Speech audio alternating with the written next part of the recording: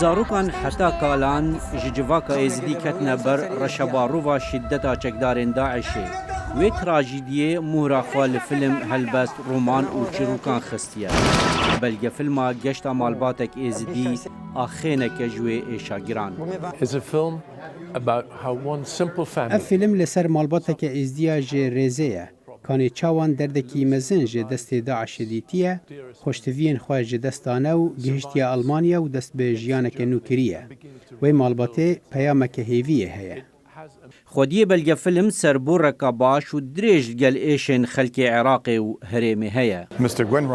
Berêzê Gwyn Roberts filmçêkerê rêza yekê ye yê belgefilman e. Wî ji mêj de ji destpêkirina êrişên enfala û zordariyên li Iraqê belge kirine. Ev filmî wî yê niha Geşta Malbateke Êzidî wêrankariyên Daişê nîşan dide û ew ji bo her kesî giring e yê got mafên mirova û rûmeta mirovan xema wî ye.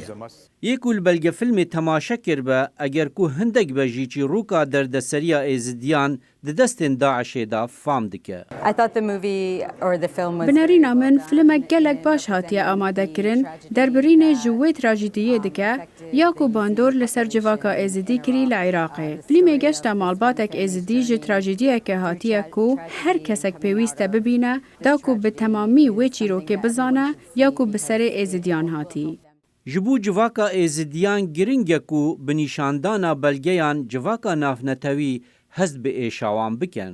Em jora filma و پیشانانی لە بۆنەی نێودەوڵەتی و لە ڕێکخراوی نێودەوڵەتیە زۆر گرنگە بۆ ئەوەی کە پیشانی عالم بدرێت کە ئێشتا ئەو نەهامەتیانەی کە بەسەر ئێزدیەکانە هاتووە کۆتایی نەهاتووە ئێشتا زیاد لە 300,000 کەسیان لە کامپی ئاوارەییان ژمارەیەکی زۆریان ئاوارە بوون وڵاتیان بەجێهێشتووە ئێشتا ناتوان بچنەوە سەر خاکی خۆیان و ژیانیان ئاسایی بکەنەوە.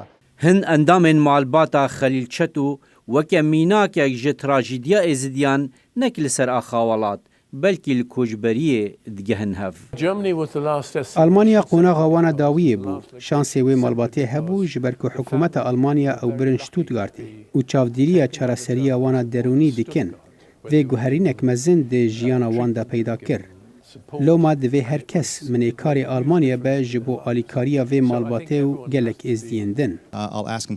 Necî Balayî, Dengê Amerîka.